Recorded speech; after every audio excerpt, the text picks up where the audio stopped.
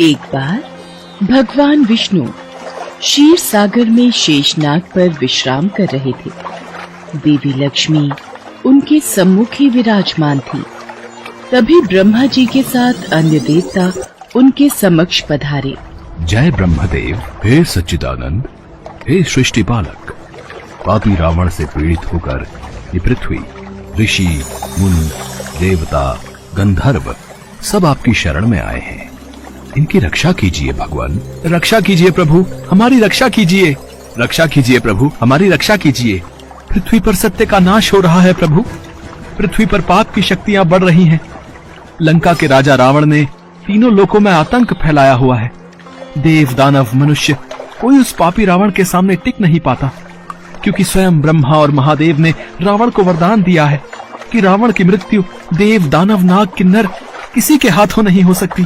प्रभु, आपकी सृष्टि का भार उठाना मेरा परम धर्म है, पर जब पृथ्वी पर धर्म की जगह अधर्म अपना स्थान बनाने लगे तो मैं भी डोलने लगती हूँ। मैं अधर्म का भार कैसे संभालूं प्रभु?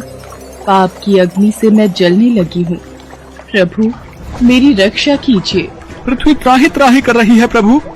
जब अभिमानी रावण चलता है तो ऐसा लगता है मानो अपने पांव तले पृथ्वी को कुचल देगा। पृथ्वीवासी घबरा रहे हैं प्रभु। समस्त ऋषि मुनि भी रावण के आतंक से परेशान हैं। अबलाओं और मानवता की लाज बचाने वाला पृथ्वी पर कोई नहीं प्रभु। यदि कोई सत्य और धर्म की राह पर चलने के लिए सोचता है तो वह मनुष्य जीवित नहीं रहता। हर प्राणी को पाप के रास्ते पर चलने के लिए विवश किया जा रहा है। जब पाप की शक्ति बढ़ जाए तो पुण्य की शक्ति का जन्म होना आवश्यक है प्रभु। आपके कथन अनुसार जो व्यक्ति परिश्रम, पूजा, पाठ और अच्छे कर्म करेगा उसको आपका आशीर्वाद अवश्य प्राप्त होगा। इसलिए प्राणियों की रक्षा करना आपका कर्तव्य है प्रभु। इक्ष्वाकु वंश के तेजस्वी राजा दशरथ अयोध्या के राजा थे। उनकी 3 पत्नियां कौशल्या, कैकई और सुमित्रा थीं। राजा दशरथ के पास धन, वैभव, शौर्य की कोई कमी नहीं थी। उनकी प्रजा भी सभी प्रकार से सुखी थी, पर चिंता का एक कारण यही था कि राजा दशरथ के कोई संतान नहीं थी।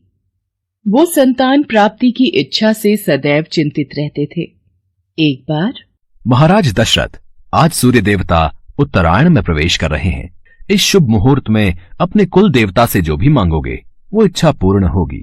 गुरुदेव, आपकी कृपा से हमारे पास धन, वैभव, शौर्य की कोई कमी नहीं है। बस हमें दुख इस बात का है कि हमारे कोई संतान नहीं है। मुझे तो भय है कि कहीं सूर्य वंश का सूर्य दशरथ के साथ ही समाप्त न हो जाए। आप निराश मत होइए राजन। भगवान सूर्य आपकी मनोकामना अवश्य पूरी करेंगे, परंतु उसके लिए पुत्र कामेष्ठी यज्ञ करना होगा। तो फिर गुरुदेव, उसमें देरी क्यों? आप यज्ञ का आयोजन कीजिए। देवी कौशल्या, ये यज्ञ मैं नहीं कर सकता। वेदों के ज्ञाता ऋषि श्रृंग मुनि इस यज्ञ को करवा सकते हैं। वो इसमें अधिक निपुण हैं।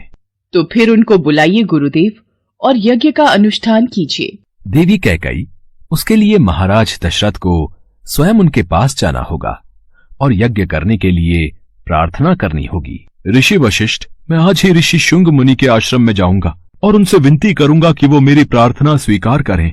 उसके पश्चात राजा दशरथ नंगे पांव चलकर ऋषि श्रृंग मुनि के आश्रम में पहुँचे और उनसे भव्य यज्ञ कराने की प्रार्थना की। राजा दशरथ की आंखों से आंसुओं की धारा बहने लगी। उनकी प्रार्थना सुनकर ऋषि श्रृंग मुनि ने यज्ञ का आयोजन प्रारंभ किया। यज्ञ शुरू करने के साथ ही राजा दशरथ ने अपनी चतुरंगिनी सेना के साथ श्याम कर्ण नाम का घोड़ा छोड़ दिया। इसके बाद उनका यज्ञ शुरू हुआ। इस यज्ञ में ऋषि श्रृंग मुनि के साथ साथ सभी ऋषि मुनि, तपस्वी, विद्वान, मित्र, राजा महाराजा और उनके गुरु वशिष्ठ भी शामिल हुए। इन सभी लोगों की उपस्थिति में यज्ञ का आरंभ हुआ। मंत्रोच्चार से चारों दिशाएं गूंज उठी और यज्ञ की आहुति से सभी दिशाएं महक उठी और हवन कुंड की अग्नि में से अग्निदेव प्रकट हुए। उनके हाथ में खीर का पात्र था। राजन, ये खीर का पात्र लो और इस खीर को अपनी तीनों रानियों में बांट दो। जिस इच्छा से तुमने इस यज्ञ का आयोजन किया है, तुम्हारी वो इच्छा पूर्ण होगी। धन्यवाद अग्निदेव, आपने मेरी सारी चिंताएं दूर कर दी। आपकी जय हो अग्निदेव।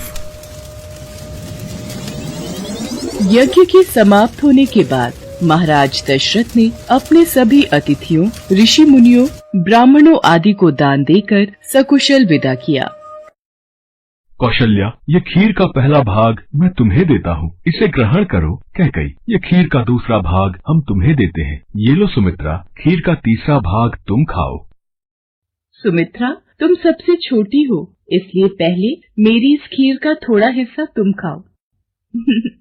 आपने सही कहा दीदी, फिर तो मेरी खीर का भी कुछ भाग मैं सुमित्रा को देती हूँ।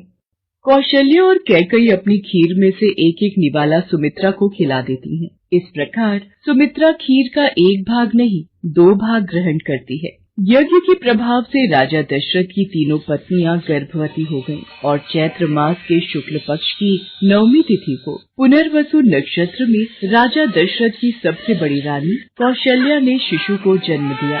वह शिशु बेहद ही आकर्षक और तेजस्वी था और वह और कोई नहीं बल्कि भगवान विष्णु का ही स्वरूप था। इसके बाद रानी कैकई ने एक पुत्र और रानी सुमित्रा ने 2 तेजस्वी पुत्रों को जन्म दिया।